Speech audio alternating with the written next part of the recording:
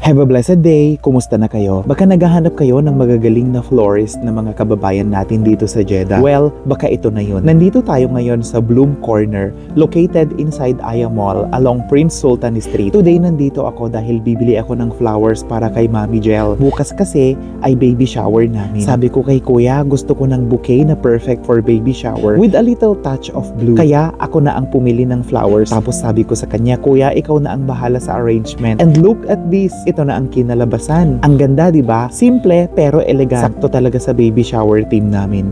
And guess what? 60 reals lang ito. Suki na rin kasi ako dito kaya binigyan ako ni Kuya ng extra special touch. Pero hindi lang affordable, ang babait din nila, very accommodating, and halatang expert sila sa kanilang ginagawa. So, kung malapit lang kayo dito sa Aya Mall at naghahanap kayo ng beautiful flower bouquet para sa birthday, anniversary, baby shower, or any special occasion, highly recommended ko itong Bloom Corner. Thank you so much mga kuya, mabuhay kayo and God bless you. And that's it for today. Shukran and God bless.